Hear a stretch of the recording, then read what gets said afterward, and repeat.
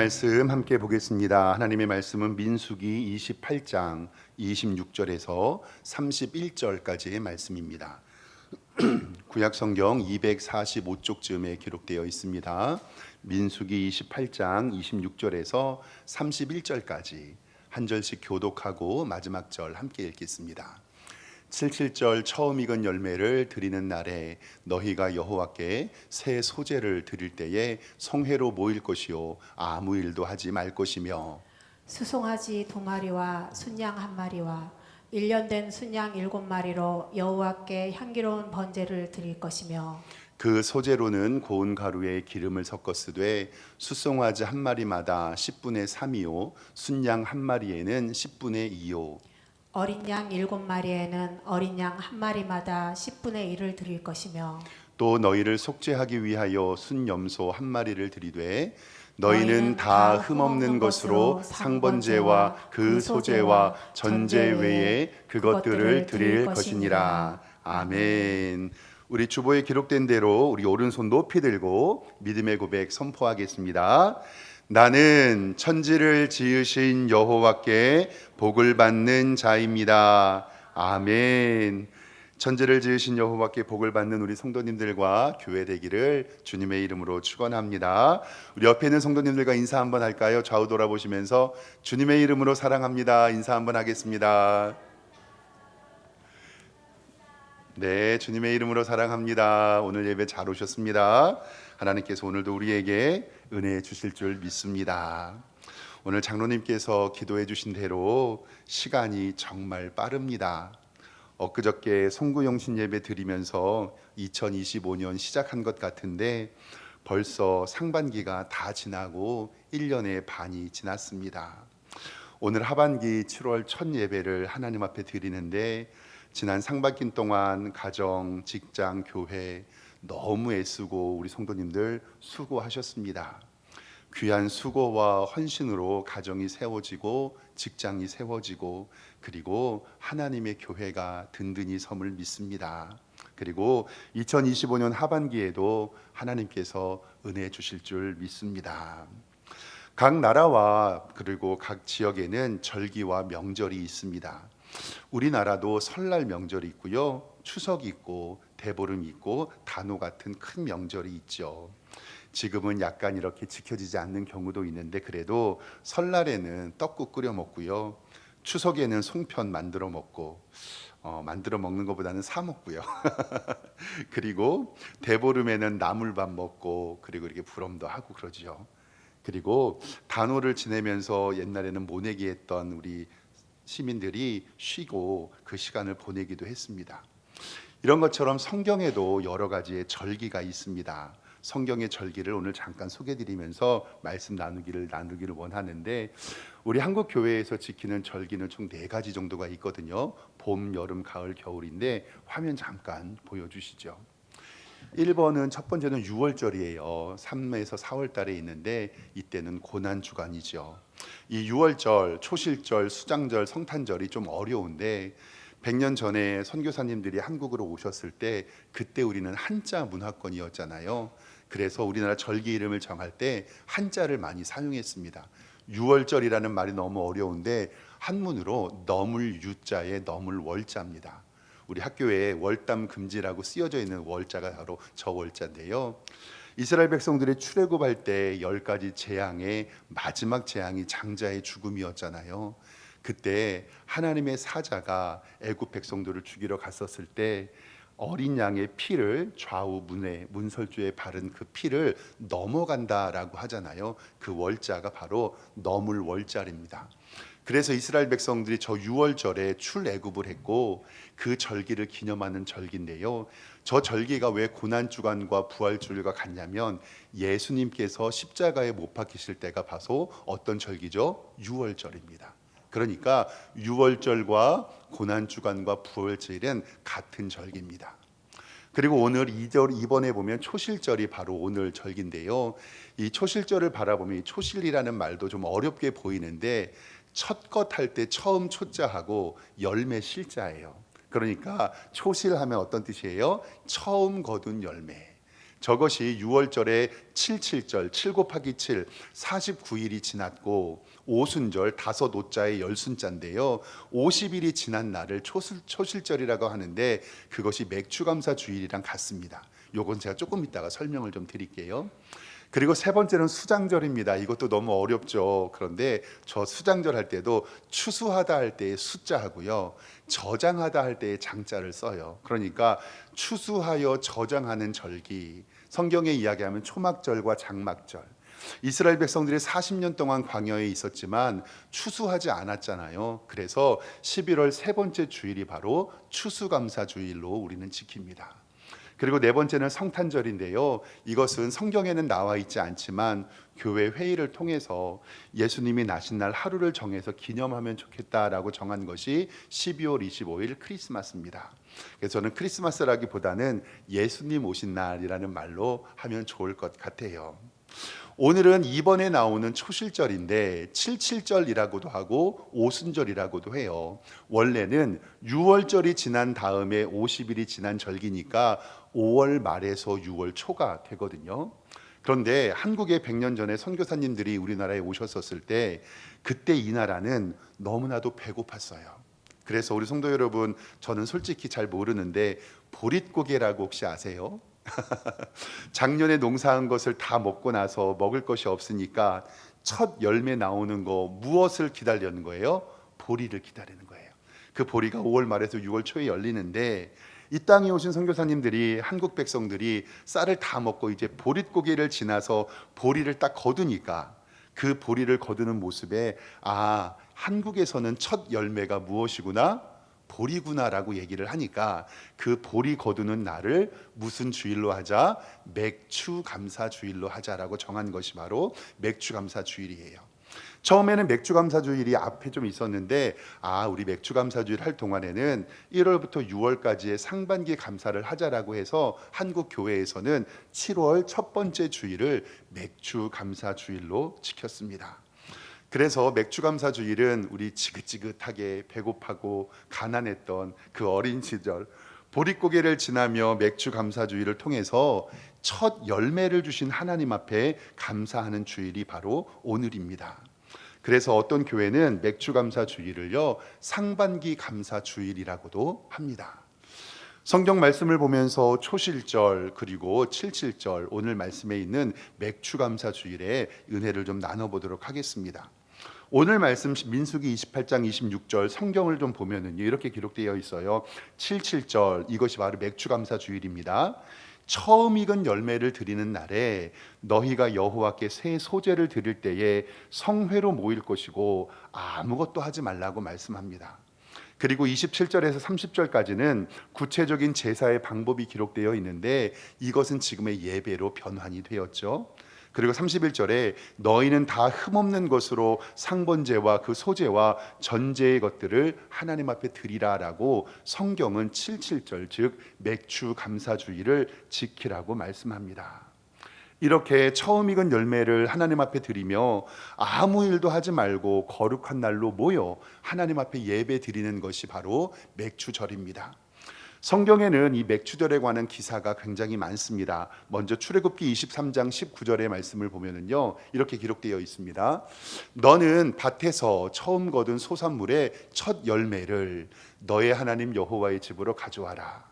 신명기 26장 10절에도 내 하나님 여호와께서 내게 주신 땅에서 처음 거둔 열매의 처음 것을 가져왔나이다 하고 내 하나님 여호와 앞에 드릴지니 너는 또 내 하나님 여호와 앞에서 기쁘게 할지니라. 아멘. 또 잠언 3장 9절에서 10절에도 내 재물과 내 모든 소산의 처음 익은 것으로 여호와를 공경하라. 그리하면 내 창고가 가득 차고 내 포도즙 틀에 넘치리라. 아멘. 그래서 옛날에 권사님들이 이런 말씀 많이 하셨어요. 학교 열심히 다니다가 첫 직장 가서 첫 열매 받으면 그거 누구에게 드려라? 하나님께 드려라. 이런 이야기도 바로 여기에서 기인한 겁니다. 그러면 성경은 왜 처음 익은 소산물로 하나님 앞에 감사하라고 했을까요? 이것이 바로 오늘 말씀의 키포인트입니다. 맥주감사주일을 보내면서 우리가 꼭 기억해야 할 것은 뭐냐면 나에게 그리고 우리의 가정에, 우리의 교회에, 우리의 기업에 복 주시는 분이 누구시지요? 하나님입니다. 정말 믿으시기를 주님의 이름으로 축원합니다. 나에게, 우리 가정에, 우리의 기업에, 그리고 하나님의 교회에 복 주시고 만사 화복의 주체가 되시는 분이 바로 하나님임을 우리는 믿습니다. 이 감사절은 내가 하나님 앞에 감사할 수 있는 이유가 내게 복 주시는 분이 하나님이십니다라는 고백을 오늘 감사의 절기를 통해서 알기를 원합니다. 여러분들 잘 아는 찬송가 1장 화면 잠깐 보여주시면 이 찬송가 너무나도 잘 아시죠? 만복의 근원 하나님, 온 백성 찬송드리고 저 천사여 찬송하세, 찬송 성부 성자 성령 아멘.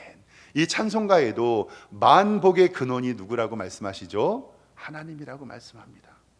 찬송가 28장에도 이렇게 말씀합니다. 복의 근원 강림하사 찬송하게 하소서, 한량 없이 자비하심 측량할 길 없도다.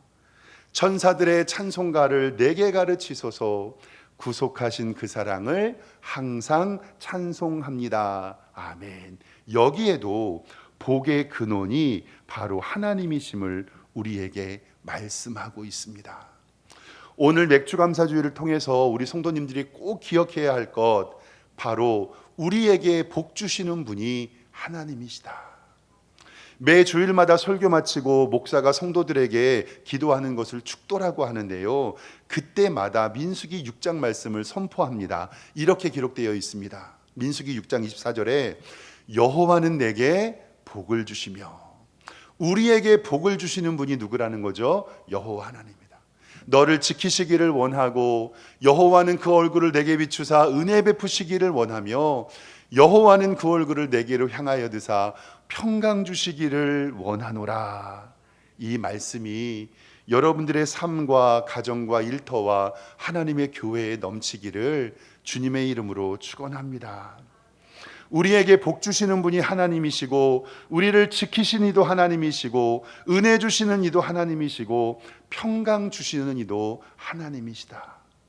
그래서 우리가 하나님 앞에 감사할 수 있는 유일한 방법은 하나님, 내게 복 주심에 감사합니다, 모든 영광 주님께 돌립니다라고 하나님을 찬송하는 것입니다. 그리고 우리가 하나님 앞에 기도할 수 있는 이유도 내게 복 주시는 분이 하나님이시니 하나님께서 내 기도에 응답해 주실 줄 믿습니다. 우리의 신앙생활의 가장 기본은요, 누가 내게 복을 주시는가를 기억하는 것입니다. 누가 나의 기도 제목에 응답해 주시는가를 기억하시는 것입니다. 누가복음 17장에는 예수님께서 나병, 지금은 한센병이라고 얘기하잖아요. 그 10명을 고쳐주시는 이야기가 나와요. 지금은 이 나병, 한센병이 정복된 치료 가능한 병인데요, 치료제를 맞으면 더 이상 나빠지지 않고 전염도 되지 않지요. 근데 2000년 전 예수님 시대의 이 나병은요, 전염병이고 부정한 병입니다. 그 나병에 걸린 사람들은요, 마을에서 살 수가 없어요. 이 마을과 이 마을 사이에서 요 중간에서 살게 되고요, 사람들이 올 때는요, 머리를 풀어 헤치고 땅을 향하여서 소리를 쳐야 됩니다. 부정하다, 부정하다. 왜냐하면 자기가 걸린 병이 전염병이니까 사람들이 가까이 오지 못하게 된 거예요. 이 사람들이 마을에 오면 병이 옮기니까 사람들은요, 이 사람들에게 먹을 것을 갖다 주면서 연명하게 됩니다. 그러니까 이 나병은 정말 힘든 거거든요. 근데 이 나병 환자 10명이 예수님을 찾아가요. 예수님, 우리의 병을 좀 고쳐주세요. 근데 예수님께서 아무 말씀도 하지 않으시고 뭐라고 하시냐면, 너희의 몸을 가서 제사장에게 보이라라고 말씀하셔요. 제사장에게. 그 이유가 뭐냐면요, 그때 나병을 진단하고 병들었다, 나았다라는 것을 판단을 하는 것이 누구였어요? 제사장이에요. 제사장이 딱 보고 너는 나병이다, 진 밖에 나가서 살아라 그러면 나가 살아야 되고, 이 나은 것을 바라보면서 너는 고침받았구나, 나았다라고 얘기하면 진 안에 들어와서 살 수 있는 것입니다. 근데 여기에서 기적이 일어납니다. 이 나병 환자 10명이 이 제사장에게 몸을 보이러 갈 동안에 10명의 병이 낫게 돼요. 근데 여기에서 한 명만 예수님 앞에 감사하고 오고 나머지 9명은 제사장에게로 갑니다. 여기서 중요한 것이 하나 있습니다. 이 나병 환자는요, 빨리 가서 제사장에게 자기의 몸을 보이고 자기의 몸이 나았다는 것을 뭐 해야 돼요? 진단받아야 돼요. 지금으로 이야기하면 제사장이 증서를 써줘서 얘는 더 이상의 나병이 아니다라는 것을 인정받아야 돼요. 그래서 이 9의 나병 환자는 제사장에게로 가고, 근데 여기서의 한 명은 누구에게로 오죠? 예수님에게로 와요. 여기서 중요한 건 뭐냐면, 내게 나병이 아니라고 진단을 해줄 사람은 제사장들이지만 내 나병을 고쳐주신 분은 누구예요? 예수님이라는 것을 우리는 말씀 가운데 분명히 알아야 됩니다. 나병 환자는 빨리 내가 나병이 아닌 것을 진단을 받고 마을로 돌아가서 사랑하는 가족들과 함께 있어야지. 근데 예수님을 찾아온 이 나병 사마리아인은요, 내 병을 고쳐주신 분이 누구다? 예수님이다라는 사실을 분명히 알고 있었습니다. 그래서 예수님께서는 누가복음 17장 17절에 이렇게 말씀하십니다. 10사람이 다 깨끗함을 받지 아니하였느냐? 그 9은 어디 있느냐? 이 이방인 외에는 하나님께 영광을 돌리러 돈 자가 없느냐 하시고 그에게 이르시되 일어나 가라, 내 믿음이 너를 구원하였느니라. 아멘. 신앙생활은 어려운 게 아닙니다. 성도 여러분, 내가 얼마나 복을 받았는가를 진단하는 것이 아니라 내게 그 복을 주시는 분이 누군가임을 믿는 것임을 반드시 기억하시기를 주님의 이름으로 축원합니다. 내게 복 주시고 우리 자녀들에게 복 주시고 우리 가정에 복 주시고 우리 기업에, 그리고 하나님의 교회에 복 주실 분은 우리를 구원해 주신 예수 그리스도 하나님인 줄 우리는 믿습니다. 그래서 하나님은 지금도 우리에게 감사하는 자를 찾고 계십니다. 그리고 우리에게 그 감사를 통해 복 주기를 원하십니다. 사랑하는 성도 여러분, 2025년 상반기 어떻게 지내셨습니까? 감사한 일도 있고 아쉬운 일도 있고 섭섭한 일도 있으셨을 줄 압니다. 그런데 우리가 반드시 기억해야 할 것은 그 모든 것이 하나님의 은혜였습니다. 하나님의 은혜였습니다. 나의 노력과 나의 애씀과 나의 행동이 있었지만 그 가운데 하나님의 열심으로 우리들을, 우리의 가정을, 우리의 기업을, 그리고 하나님의 교회를 인도해 주신 줄 믿습니다. 지난 주일에 우리 교회에 등록하신 새가족 가정을 신방했어요. 그래서 신방하는 것에 너무 감사했고, 남자 집사님께서 나이가 지긋하신데 일주일 동안 저 박 목사가 너무 보고 싶었다고 마음이 설레었다고 하셔가지고 저도 설레었습니다. 그리고 이야기를 나누는 가운데서 이제 기도 제목을 나누잖아요. 이사해서 우리 교회 등록한 것도 감사하고 자녀들 기도 제목도 듣고요. 기도 제목을 나누는데 우리 성도님이 그 철거하고 폐기물하고 공사하고 도장하는 이러한 재활용 업체를 운영하고 계세요. 그래서 목사님 그것을 위해서 좀 기도 좀 해주세요라고 말씀을 하시더라고요. 그래서 제가 아유 집사님 그 기업 이름이 뭐예요? 라고 물어보니까 기업 이름이 은혜환경이에요. 기업 이름이 은혜환경이에요. 회사의 이름이 은혜가 넘쳐요. 그래서 제가 물어봤죠. 이름 지을 때 기도하고 정하셨겠지만 어떻게 이렇게 이름 정하셨어요? 그분의 말씀이 목사님 해보니까 은혜가 아니면 할 수 없었습니다. 얼마나 겸손하시고 그 믿음이 좋으신지, 목사님 은혜가 아니면 할 수 없었습니다. 지금까지 지켜주신 것도 하나님의 은혜고 사람을 만나게 해주신 것도 하나님의 은혜고 그리고 이렇게 좋은 교회 만나게 해주신 것도 하나님의 은혜입니다. 우리 사랑하는 성도님들의 가정과 기업이 그리고 우리의 교회가 이런 은혜로 풀리기를 주님의 이름으로 축원합니다. 저는 우리 교회가 은혜로 풀리기를 이제 원하는데 우리 교회 은혜 집사님도 있고 은혜 환경도 있고 은혜가 넘치는 복된 교회 될 줄 믿습니다. 감사는요, 내게 복 주시는 분이 하나님이시고 나의 노력과 나의 애씀도 하나님의 은혜임을 아는 데서부터 시작합니다. 근데 여기서 우리가 꼭 기억해야 할 것은 뭐냐면, 우리가 감사할 때요, 우리의 죄성이 나타나요. 그게 뭐냐면, 감사를 우리는 어디에서 느끼냐면 비교하면서 감사를 느껴요. 즉, 내가 다른 사람들보다 조금 가진 것, 조금 얻은 것, 조금 큰 것에 대하여서 우리는 감사하는 죄성을 가지고 있습니다. 교회의 주중에 제 딸이 중학교 1학년인데 가끔씩 친구들과 교회에 놀러 와요. 그래서 제 주머니를 좀 털어요. 떡볶이 사달라고도 하고 그다음에 치킨 사달라고도 해서 가끔씩 옵니다. 그리고 자기들끼리 제 방에서 놀기도 하고 제 방에 있는 라면도 갖다가 먹어요. 그래서 지들끼리 이렇게 얘기를 하는 거예요. 뭐냐면 자기들끼리, 나 이번 달 용돈 다 썼어. 넌 얼마 남았니? 나는 270원 남았어. 넌 얼마 남았니? 나는 450원 남았어라고 막 얘기를 해요, 지들끼리. 그래서 제가 궁금해갖고 제 딸아이 친구에게, 그 아이도 목사님 자녀라서 둘이 친하게 잘 지내더라고요. 너는 한 달 용돈 얼마 받니? 그랬더니 얼마를 받는데요. 거기에 교통비 포함이니? 네. 학용품은 엄마가 사주시고? 네. 그랬더니 얼마를 받느냐면 제 딸보다 3만 원을 적게 받는 거예요. 근데 제가 제 입에서 뭐가 나오냐면 딸에게, 야 준이야, 너 감사해야 돼. 너 얘보다 얼마 더 받아?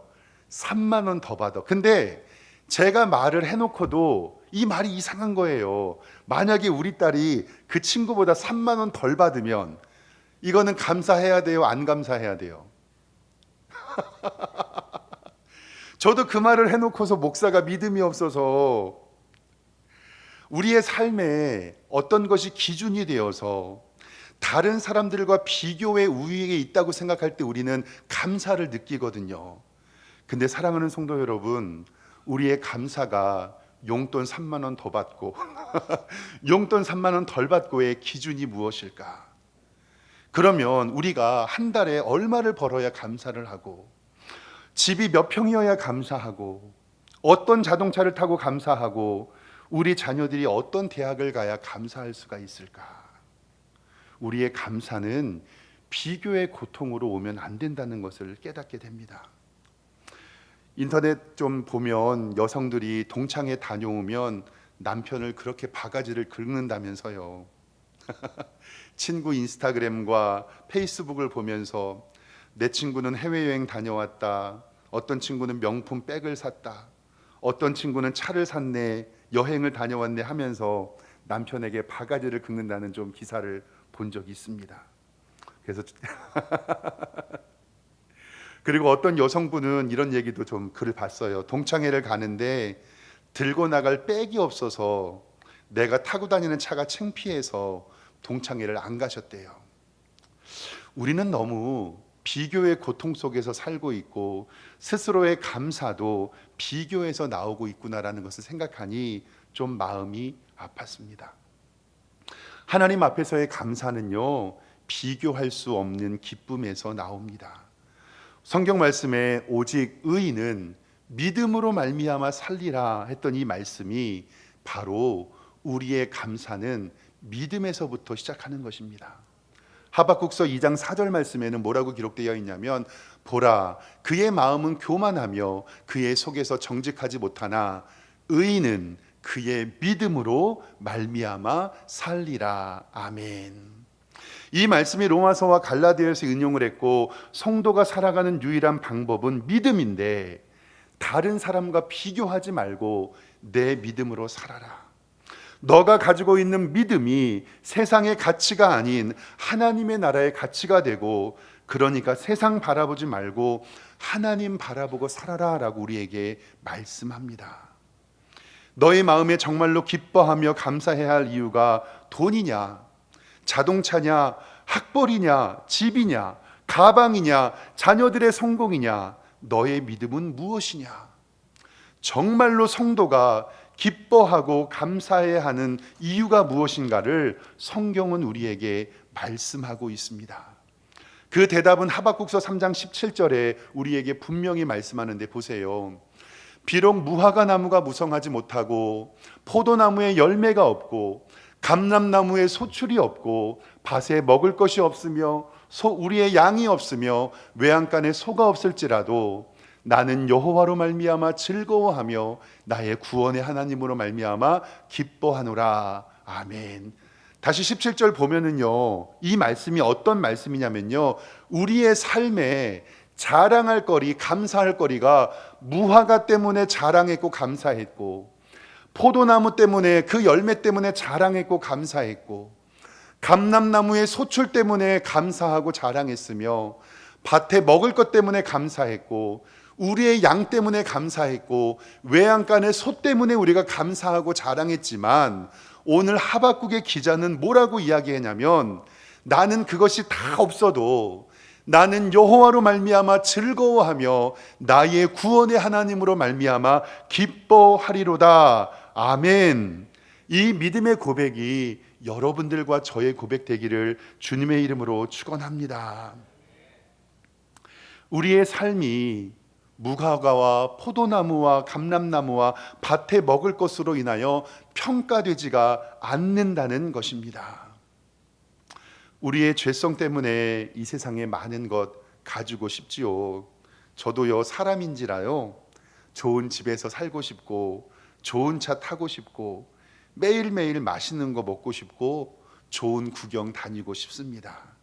그리고 돈 걱정 없이 살고 싶습니다. 인간이기 때문에요. 그런데 성경은 우리에게 이것이 우리의 감사의 조건이 아님을 알려줍니다.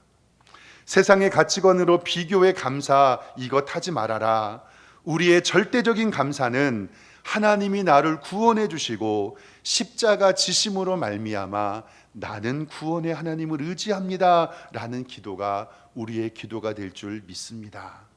그리고 그것에 감사하는 성도들에게 무화과와 포도나무와 감람나무와 밭에 먹을 것과 우리의 양과 외양간의 소를 하나님께서 채워주실 줄 믿습니다. 그러니까 우리의 감사는 우리의 소유에서 오는 것이 아니라 나를 구원해 주신 하나님의 이름에 영광 돌리는 것부터 시작된다는 사실입니다. 며칠 전에 제 친구 목사를 하나 만났는데 그 친구 목사님이 이런 신앙 고백 간증을 해줬어요. 그 친구 목사님이 반찬 투정이 조금 심해요. 그래서 어렸을 때부터 어머니가 음식 솜씨가 너무 좋아가지고요, 식당 한 10군데 가면 7, 8군데는 맛없다고 투덜거려요. 목사님이. 그런데 이 목사님이 우리한테, 친구 목사들한테 자기 회개했다고, 목회하면서 큰 죄를 저질렀다고 얘기하면 뭐냐면, 우리는 밥 먹을 때마다 식기도를 하잖아요. 그때 식기도할 때 하나님 앞에 뭐 한다고 기도해요? 감사합니다. 하나님 아버지 음식 주셔서 감사합니다. 준비한 손길에 복 주시고 이것 먹고 주의 영광으로 쓰임 받게 해주세요라고 감사 기도를 하고 딱 음식을 먹는데 그 음식이 맛있어요, 맛이 없어요? 맛이 없는 거예요. 그러니까 겉으로 표현은 안 하는데 속으로 이 음식이 맛이 없으니까 입술에서 어떻게 되냐면 투덜투덜. 근데 그 목사님 말이 맞아요. 감사기도 했는데 입술로 투덜투덜대면 그 감사가 바른 감사일까요? 아닐까요? 아닌 거예요. 그래서 그 목사님이 우리에게 이렇게 얘기해요. 박 목사, 나 이제 무조건 감사하기로 했어. 맛없어도 감사, 맛있어도 감사. 그 내가 하나님 앞에 드리는 감사의 기도가 죄 짓는 도구가 아니라 감사로 하나님 앞에 영광 돌리기로 했어. 그리고 나서 저희 교회 와갖고 여기 앞에 수제비 같이 먹었거든요.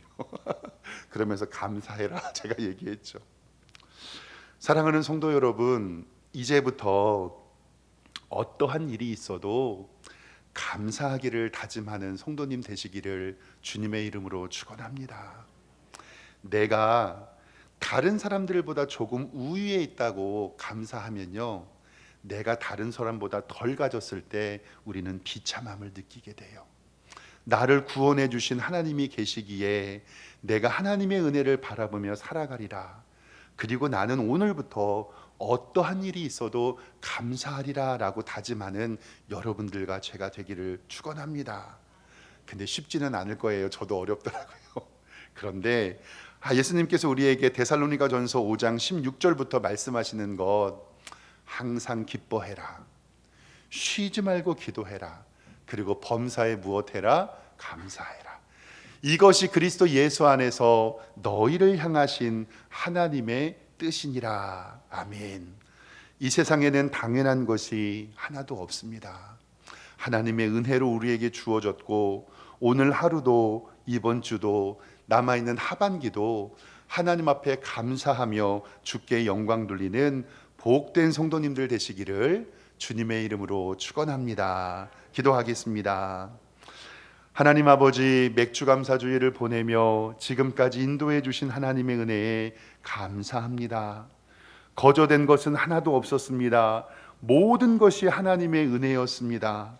하나님, 이제 감사하기로 작정하고 주님께 영광 돌리는 우리 성도들과 우리 교회에 하나님의 은총을 베풀어 주시고, 남아있는 하반기 동안에 하나님 앞에 감사하는 복된 성도들로 인도하여 주시옵소서. 예수 그리스도의 이름으로 기도드리옵나이다. 아멘.